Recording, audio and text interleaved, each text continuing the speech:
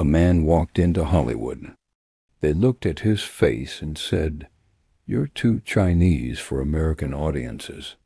You'll never be a leading man." So he went home and became the most dangerous human being who ever lived on film. This is the story they never finished telling you. July 20th, 1973. Bruce Lee is 32 years old. In 2 weeks, Enter the Dragon, the film that would make him the most famous martial artist in the history of the world, is scheduled to release globally. He will never see it, because on this day, in a quiet apartment in Hong Kong, Bruce Lee lies down complaining of a headache. He never wakes up. He dies at 32, younger than most people figure out what they want to do with their lives. And yet, in those 32 years, this one man changed the way the entire world thinks about human capability, created a martial art philosophy that the U.S. military, UFC fighters, and Navy SEALs still study today, broke Hollywood's racial wall alone, without an army, without allies, armed with nothing but his body and an unshakable belief in himself. Became an icon studied not just in gyms, but in philosophy departments, business schools, and psychology programs across the world. At 32, but here is the truth that nobody tells you about Bruce Lee. Before all of that, before the legend, before the movies, before the philosophy, there was a boy, a skinny, street-fighting, half-American boy who nobody wanted, who was rejected by 2 countries, who was told he was too much of one thing and not enough of another, who went completely broke, who was told by doctors he would never kick again, who sat alone in a dark room and wrote a letter to himself that sounded like madness. That boy is the real story, and that story, that specific story, is the reason you need to watch this until the very last second. To understand Bruce Lee, you need to understand something most people get wrong immediately. Bruce Lee was not Chinese. He was not American. He was both, and in the world he was born into, that meant he was neither. November 27th, 1940, San Francisco, California. A boy is born in the hour of the dragon, on the day of the dragon, in the year of the dragon. His father, Lee Hoi Chuen, is a Cantonese opera performer touring America. His mother, Grace Ho, is Eurasian, part Chinese, part German. The doctors call the baby Lee Jun-fan. His American name, Bruce Lee. He is, from the very first breath, a creature of 2 worlds. Within months, his family returns to Hong Kong, and Bruce Lee grows up in a city that doesn't quite know what to do with him. He is too Western for Hong Kong. His eyes are slightly rounder. His energy is too loud, too restless, too American.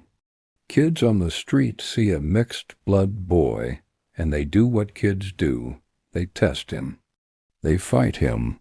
Bruce Lee, by age 13, has been in enough street fights that his father does something remarkable. Instead of punishing him, he sends him to learn Wing Chun Kung Fu under a master named IP Man. The logic is simple and brilliant. If the boy is going to fight, teach him how. What happened in IP Man's school would shape everything that came after. Bruce Lee was not the most talented student. He was not the most disciplined. He was not the most technically gifted. But he was the most obsessive. He practiced not to become good. He practiced to understand. There's a difference, and it matters enormously. Most students learn a punch and memorize it. Bruce Lee learned a punch and immediately started asking, Why does it work? What makes it faster? What makes it harder? Can it be done differently? His sifu, his teacher, once said that Bruce Lee asked more questions in 1 week than other students asked in a year. That curiosity, that restless, almost irritating need to understand the why behind everything was not a personality quirk. It was the engine of everything he would eventually become. But then something happened that changed the direction of his life completely. At 18 years old, Bruce Lee was involved in one too many street fights. The police came to his family. The message was simple. Your son needs to go. With $100 in his pocket, $100, Bruce Lee boarded a ship to America. Alone, no plan, no connections, no safety net, just a body trained in Wing Chun, a mind that never stopped moving, and an absolute refusal to believe that where he was starting had anything to do with where he would end up. Seattle, Washington, 1959. Bruce Lee arrives in America with almost nothing, and immediately does what his father had always taught him to do. He works, he teaches dance lessons, he washes dishes in restaurants. He does whatever it takes to survive while slowly, quietly building something. He enrolls at the University of Washington and studies philosophy, not martial arts, philosophy, the man the world would come to know as the greatest martial artist alive. Spent his university years reading Descartes, Aristotle, Krishnamurti, and Alan Watts. He wasn't just training his body, he was building a mind that could match it. And it was here, in these university years, that Bruce Lee began teaching Kung Fu to anyone who wanted to learn, regardless of race. This sounds unremarkable today. In 1960s America, it was revolutionary. The traditional martial arts community had an unwritten rule. You do not teach Chinese martial arts to non-Chinese people. Bruce Lee broke that rule immediately and completely. His reason was simple, and it tells you everything about who he was. He believed that knowledge belonged to anyone willing to work for it, that a white student who trained hard deserved to learn as much as a Chinese student who did not. He was even then fighting boundaries that other people treated as permanent walls. In 1964, Bruce Lee was invited to perform at the Long Beach International Karate Championships. He was 23 years old. Nobody in that room knew who he was. He walked out and demonstrated what he called his 1-inch punch, a strike delivered from 1 inch away from the target that sent a grown man flying backward into a chair. The room went completely silent, and then it erupted. A man named Jay Sebring was in that audience. Jay Sebring was a celebrity hairdresser with connections to Hollywood. He called a producer named William Dozier. Dozier called Bruce Lee, and just like that, through one extraordinary moment of public performance, Bruce Lee got a screen test for Hollywood. The test was extraordinary. The charisma was undeniable. The physicality was unlike anything Hollywood had ever seen. They gave him a role. The role was Kato, the sidekick in a TV show called The Green Hornet. Not the lead. The sidekick, Bruce Lee, who had more screen presence in his little finger than most leading men, had in their entire body, was given the role of the man who stands beside the main character and serves him. He took it because Bruce Lee understood something. that most talented people never learn. You don't wait for the perfect opportunity. You take the available opportunity and you make it unforgettable. And he did. In every episode of The Green Hornet, the producers had to slow down the footage of Bruce Lee fighting, because when played at normal speed, his movements were literally too fast for the camera to capture clearly. Let that land for a moment. The camera, running at 24 frames per second, could not keep up with Bruce Lee. They literally had to slow down reality to show audiences what he was doing. But then The Green Hornet was canceled, and Hollywood showed Bruce Lee exactly what it thought of him. Nothing. The roles stopped. The calls stopped. The interest stopped. Here was a man who had just demonstrated on national television that he was one of the most electrifying physical performers alive. And Hollywood's answer was, "We don't know what to do with an Asian lead." He was told, in meeting after meeting, that American audiences would not accept an Asian man as a hero, as a lead, as someone to root for. That his face, his actual physical face, was a problem that could not be solved. Bruce Lee left those meetings and went home to a family he was struggling to support, in a house where the mortgage was due, in a country that had just told him he did not fit. This is the moment most people would have made a different choice. This is the moment most stories end. I want to stop here and tell you something.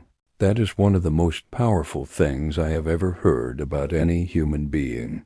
In the middle of all of this, rejected by Hollywood, struggling financially, invisible in a country he had given everything to reach, Bruce Lee sat down alone one night and wrote a letter. To himself, not to a friend, not to a producer, not to anyone who could help him. To himself. And in that letter he wrote, "By 1980, I will be the best-known Oriental movie star in the United States and will have secured $10 million, and in return, I will give the very best acting I could possibly give every single time I am in front of the camera, and I will live in peace and harmony." Read that again. This man, broke, rejected, invisible, wrote himself a specific, audacious, time-stamped promise. Not a hope, not a wish, not a prayer, a declaration. He wrote it. He signed it. He put it somewhere he could see it. And then he kept working. Now, here is where the story gets darker before it gets extraordinary. 1970. Bruce Lee is in his backyard training. He is performing an exercise with heavy weights across his shoulders, an exercise called Good Mornings. Something goes wrong. He feels immediate, searing pain in his lower back. Doctors examine him. The diagnosis: severe damage to the fourth sacral nerve. And then they say the words that should have ended everything. You will never practice martial arts again. You need to wear a back brace. You need to rest completely. You may never fully recover. For a man whose entire identity, career, income, and purpose lived inside his physical ability, this was not a setback. This was an execution. Bruce Lee went to bed. He stayed there for 6 months. 6 months. Unable to train, unable to perform, unable to do the one thing in the world that made him feel fully alive. His wife, Linda, would later say that this was the darkest time she had ever seen him, that the frustration and the fear were things she could feel in the room. And here's what most people don't know.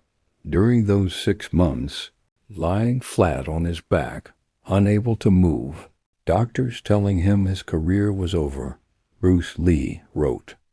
He wrote feverishly, obsessively, comma, day after day, filling page after page. He read Eastern philosophy and Western psychology simultaneously, synthesizing ideas that had never been combined before. He wrote 7 volumes of notes on martial arts, on combat, on philosophy, on the nature of human capability. He drew diagrams. He sketched techniques. He wrote paragraphs about the relationship between water and fighting, about being formless, shapeless, like water that takes the form of whatever container holds it. He turned the worst period of his life into the most productive intellectual period of his life. Those notes, published after his death, became the book called Tao of Jeet Kune Do. It is still in print today, still studied, still taught, still changing lives. The book that shaped UFC fighters, military combat systems, and philosophy students worldwide was written by a man who was told he would never fight again, while lying in a bed, in the dark, alone with his thoughts. He recovered, not because the doctors were wrong about the injury was real. He recovered because he refused to let the injury be the final word. He applied his mind to his rehabilitation the same way he had applied his mind to everything else, with total, consuming, relentless intention. He came back, not to where he was before, to somewhere the doctors had never imagined he could go. By 1971, Bruce Lee had done everything Hollywood asked of him. He had been patient. He had been available. He had taken supporting roles. He had made himself visible. And now there was a project, a television show called Kung Fu, about a martial arts master traveling through the American West. Bruce Lee had literally helped develop the concept for this show. He was the obvious choice to play the lead. He was the only person in Hollywood who could actually do what the role required. He went in. He auditioned. He was extraordinary by all accounts. They gave the role to David Carradine, a white actor who knew no martial arts. The official reason given? American audiences would not accept an Asian leading man. The same wall. Again, imagine being Bruce Lee in that moment. You have spent over a decade in Hollywood. You have proven your talent in front of millions of people. You have broken physical records that nobody thought were possible. You have been patient, professional, and endlessly available, and the system looks you in the face and says, "You are not the right kind of human being for this role." Most people would have broken. Most people would have accepted the verdict and found a way to live inside the limits that the world was drawing around them. Bruce Lee did something else entirely. He said, "Fine," and he left. Not in defeat. In decision, he went to Hong Kong, the place he had left as a teenager, with $100 in his pocket, and he made a movie. The movie was called The Big Boss. It cost almost nothing to make. It was filmed in conditions that most Hollywood productions would have considered unacceptable. When it released in Hong Kong in 1971, it broke every box office record in the city's history. The entire country of Hong Kong went completely still when Bruce Lee appeared on screen, because what they saw was not just a martial arts movie. What they saw was one of their own, someone who had been told no by the most powerful entertainment industry in the world, coming home, standing tall, and being undeniable. His next film, Fist of Fury, broke the big boss's records. Hollywood, the same. Hollywood that had told him his face was a problem came calling. Warner Brothers offered him a deal. Enter the Dragon was made, and on July 26, 1973, 6 days after Bruce Lee's death, it opened worldwide and became one of the highest-grossing films of that entire era. The man they said would never make it made it so completely that the world is still talking about him more than 50 years later. Now I need to talk about the thing that most Bruce Lee videos skip entirely, because most people know Bruce Lee as a martial artist. What he actually was a philosopher who used his body as his argument. Every punch, every kick, every movement was a physical expression of a belief system that he had built from the ground up by reading everything he could find and then questioning all of it. The philosophy was called Jeet Kune Do, which translates roughly as the way of the intercepting fist. But the name almost doesn't matter. What matters is what it meant. Jeet Kune Do was not a style. Bruce Lee was furious when people called it a style. He said, "A style is a limitation. I am not a style. I am a man." What he was teaching was this: absorb what is useful, reject what is useless, add what is specifically your own. That's it. 3 lines, the most radical philosophy in the history of martial arts, and one of the most radical philosophies for living that I have ever encountered. He wasn't telling you to imitate him. He was telling you to find yourself by taking what works from everything you encounter, discarding what doesn't, and then building something that is entirely yours. His most famous philosophical statement was about water. Be like water, my friend. Empty your mind. Be formless, shapeless, like water. You put water into a cup, it becomes the cup. You put water into a bottle, it becomes the bottle. You put it into a teapot, it becomes the teapot. Water can flow or it can crash. Be water, my friend. He wasn't just talking about fighting. He was talking about life, about the ability to adapt, to take the shape of whatever situation you find yourself in, without losing what you essentially are. The man who was rejected for being too Chinese for America and too American for Hong Kong had turned his in-between identity into a philosophy of infinite adaptability. His wand became his wisdom. His rejection became his revolution. Bruce Lee died at 32. He died before Enter the Dragon was released. He died before the world fully understood what it had in him. He died, and then the world spent the next 50 years trying to explain him. Muhammad Ali called him the fastest man I ever saw. Chuck Norris, one of the greatest martial artists alive, said Bruce Lee, could do things he had never seen any human being do. The UFC, the entire modern mixed martial arts industry, traces its philosophical roots directly to Bruce Lee's idea that the best fighter is not the one who masters one style, but the one who has no style at all. Muhammad BJJ, Krav Maga, modern military combat, all of them carry Bruce Lee's DNA. And yet, when I think about Bruce Lee's legacy, I don't think about the movies. I don't think about the kicks.